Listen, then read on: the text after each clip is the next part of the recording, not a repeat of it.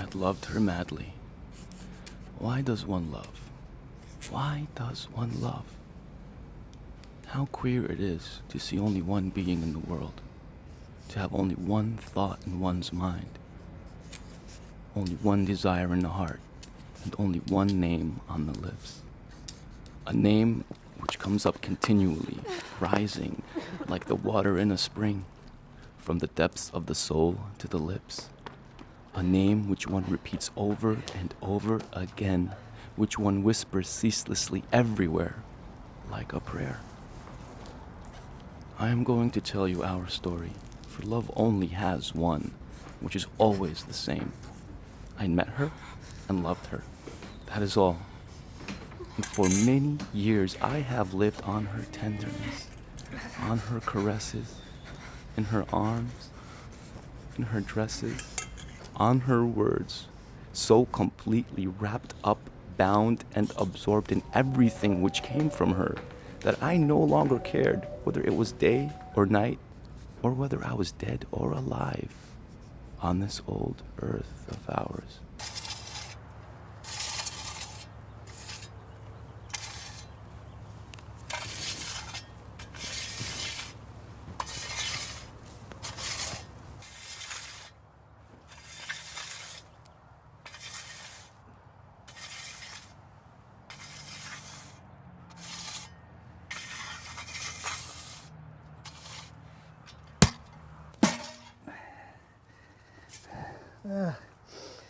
From dust we come, to dust we return.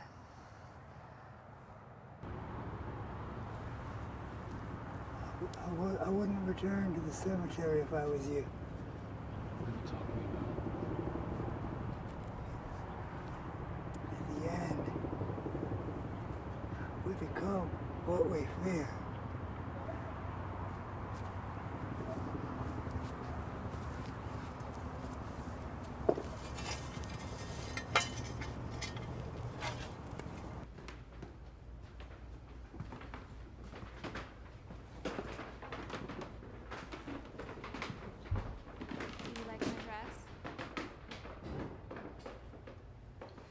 Do you like my dress? Do you like my dress?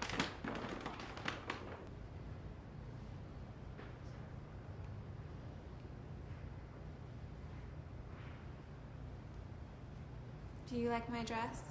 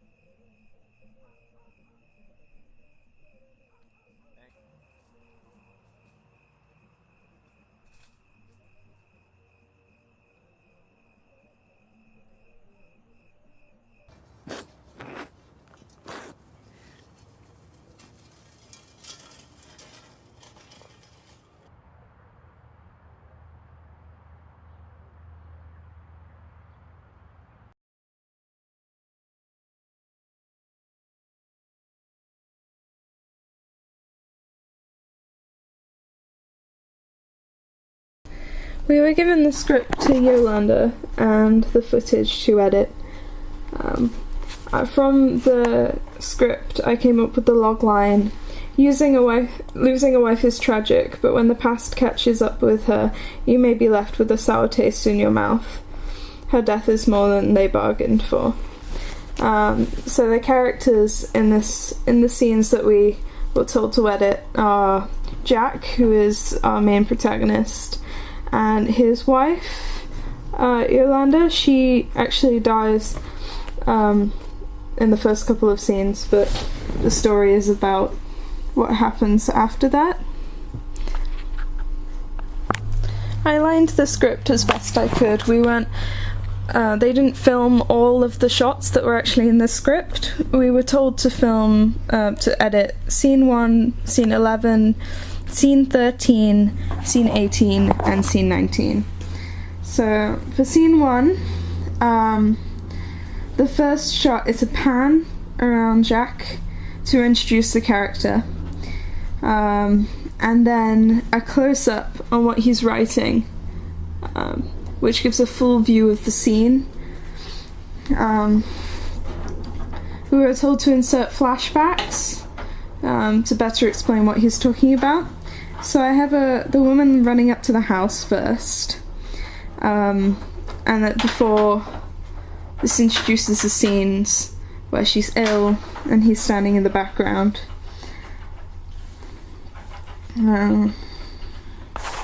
While I cut the memories in, I cut back to him in the study, so there's a shot of just his face while he's thinking. During all the flashbacks, there's the noise of the quill in the background, so you can still tell that it's in the first scene. I also inserted scenes of them dancing together. This is actually from later down the shot list, but it fitted with him remembering her, and I feel it added to the scene. Scene 11 was quite a short scene. I introduced it with a shot of the headstone, but with the sound of the digging, so you could fully be immersed in what was going on. Then a shot of the people who were with Jack just before they leave, which flows into the conversation with the gravedigger. The footage wasn't very good, so I took the best shots. I had to end it on a long shot to get them both into the conversation. It didn't quite flow right cutting between them because they broke the 180-degree rule. In scene 13, I used a shot of him walking around the corridor and up to the door. I inserted the wild track of her saying about her dress to give him motivation to go towards the door. You can hear it. It's quite quiet, so it sounds muffled from the next room. When he opens the door, she's there in the mirror. It then cuts back to a shot of him going into the room before she's not in the mirror. This was because the shots didn't quite match up, and it was the only way to make it flow properly. It also shows that he wants to approach her. It gives that emotional side of the story.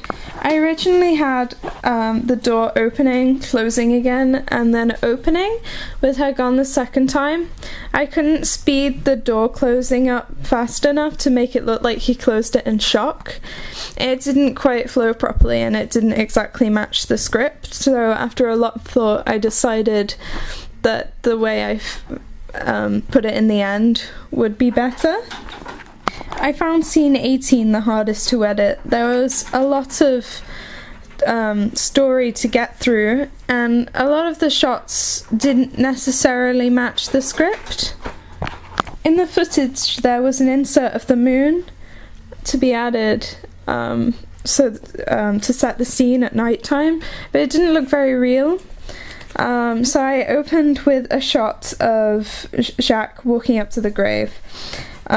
He kneels, looks over his shoulder. I then cut to a shot of the gravedigger who's fast approaching, and then it cut back to Jacques leaving. This gives it makes it quite tense, but it gives explanation to why he's so hurried.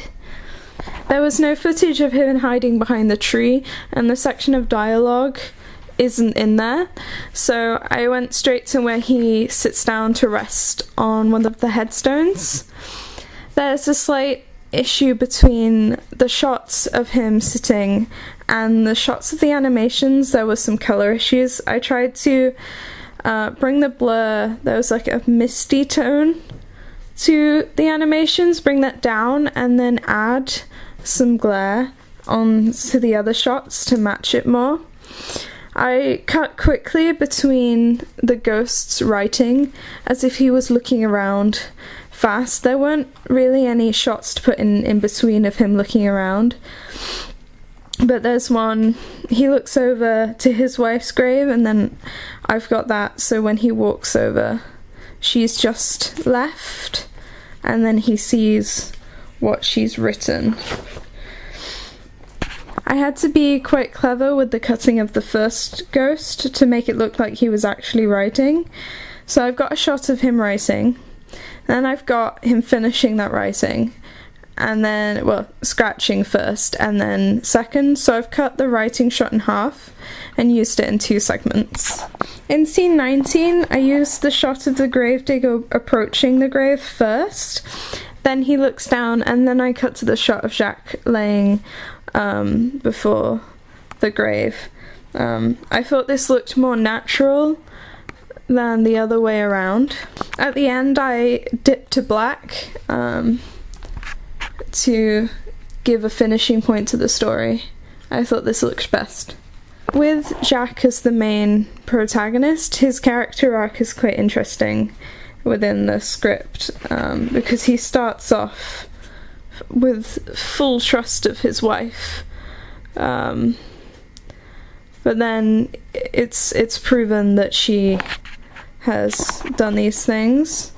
We were only given certain scenes to edit, so there aren't the bits with the funeral and such, but I've tried to demonstrate his change in emotion as best I can. I feel the second most important person in the script would be the gravedigger. He's what you would call a guide or a motivator. He progresses the story and he gives the main protagonist the information he needs.